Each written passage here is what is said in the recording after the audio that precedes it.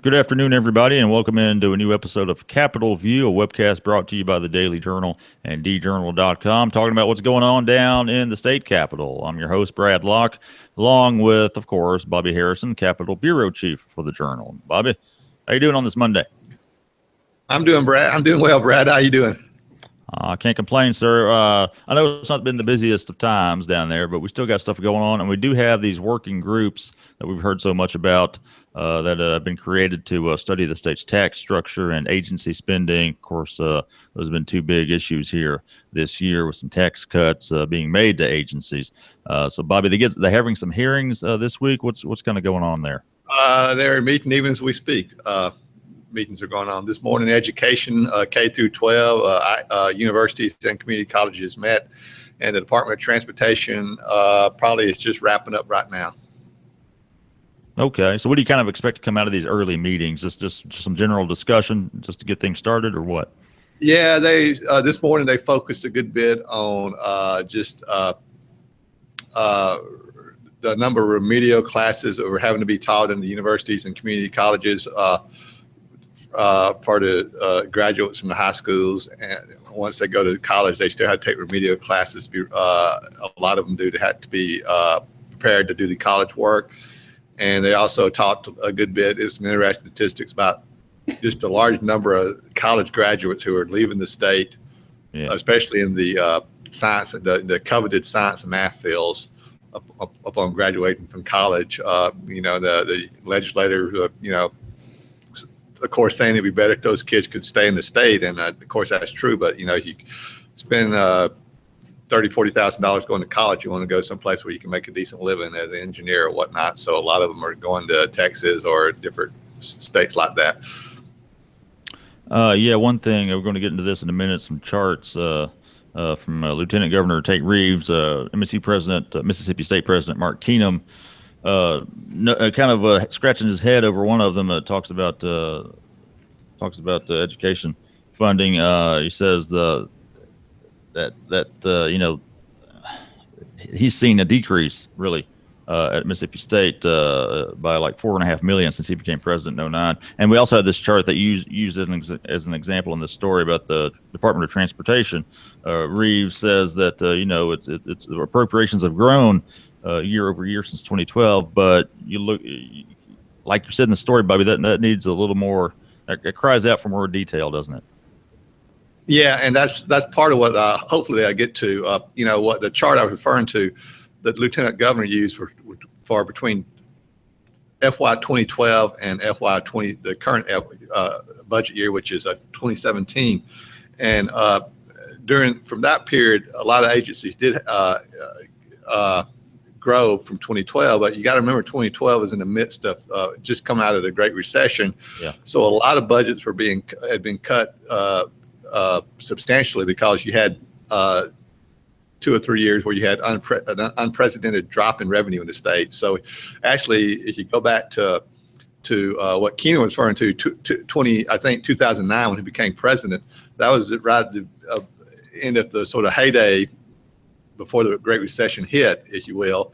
And so revenue was up and budgets were up, but then from 29 or 2008 thereabouts, budget started dropping considerably and kind of leveled out in 2011, 2012, and then began to rise again after that. But I think most agencies would contend they hadn't gotten a lot of growth since the Great Recession. Matter of fact, some of them are just getting back to the levels funded they had before the Great Recession. And so for that reason, I mean, there's the point I was making in that story. There's just a lot of issues that they can get into, and they got to dig deep. But I think Keenum used the term deep dive, and so they need to do deep dive to understand where the money is being spent and look at those types of issues. As you note in the story, Bobby, it's really a very complex thing because you've got different sources with conditions attached to them for this state funding these certain state agencies. So it's not as simple, I guess, as just putting a chart out there that says, hey, they're getting more appropriations now than 4 years ago.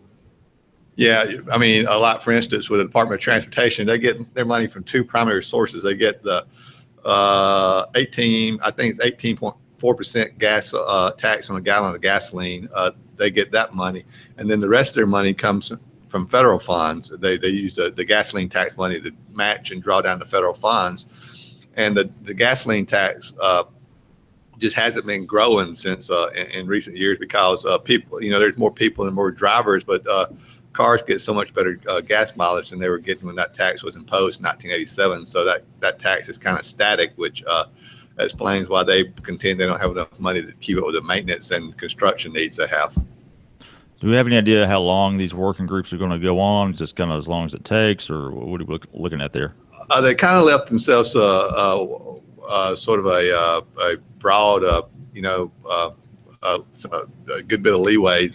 What the speaker said when they introduced these things was he would like to have some recommendations to present during the 2017 legislative sessions, but he went on to say that it may take until 2018 in some cases. So they left themselves a lot of leeway, and but they're meeting today and meeting this week, and they'll meet again next month, and I guess again in October, and so we'll see if they have some recommendations for the 2017 session. But I doubt they have. I don't know if I think that I get the notion that the tax issues may take longer for them to reach a consensus on than some of the agency spending recommendations. All right. Well, shifting gears, Bobby, to driver's licenses. That's called a segue. The last one. You ride around. Say what? No, I said. All right, let's talk about these new driver's licenses and some upgrades to the process, Bobby. Number one, shorter wait time at the DMV. That's always a positive, and you're going to be able to renew licenses online, and also some added security features to the current licenses, Bobby. It's kind of a part of a long-term plan they've been working on, isn't it? Yeah, they're trying to upgrade their the whole process of issuing driver's license in Mississippi. It can be such in the past it's been such a long process, and you pretty much have to block out an afternoon to go to the office to sit down and wait and get called to get your new photograph taken and get your new license issued. And they put kiosks in different places a few years ago to kind of alleviate that wait time. And they're working to upgrade those kiosks and provide more functions online to make it easier to renew your license online. And so they hope to have by the end of the year to have a much shorter wait time to get your driver's license. Now, in doing all this, they came back and said with the new license they were issuing, with had the additional security features on, they made some mistakes, and they were going to have to send out some letters to tell people how to correct those mistakes. But so advances, there's always setbacks. Right, but still to get this upgrade, I think the current system had been in place for like 25 years or something. Yeah, it's been a while. Technology has advanced a lot since then, and of course, you mentioned 9/11.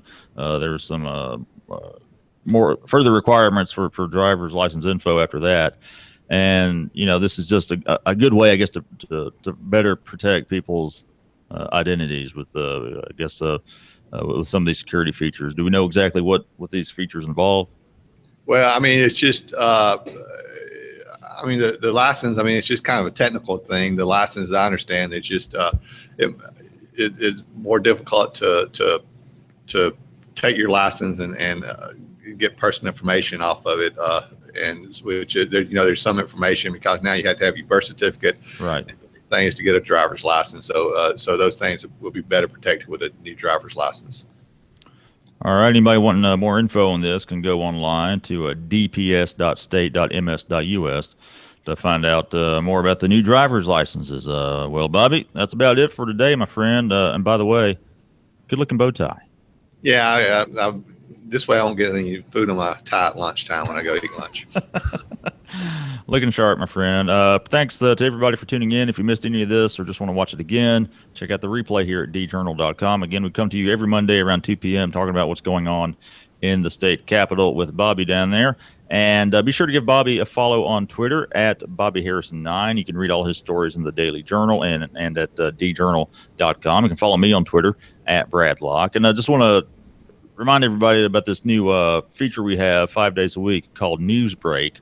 It's a daily video update of the top headlines and weather and whatnot from the Daily Journal and djournal.com, hosted by yours truly. You can find it at djournal.com or on our Facebook page or on our YouTube page, and it'll drop at 7 a.m. every weekday morning. So be sure to check that out to kind of get your quick fix on what's happening in Northeast Mississippi in news, sports, and weather. So that's it for today. We will be back next week. And Bobby, appreciate you, man. All right, Brad. Take care of your plate. Your plate sounds full, so try to take a little time. I'll see what I can do. All right, everybody, have a good one. Bye-bye.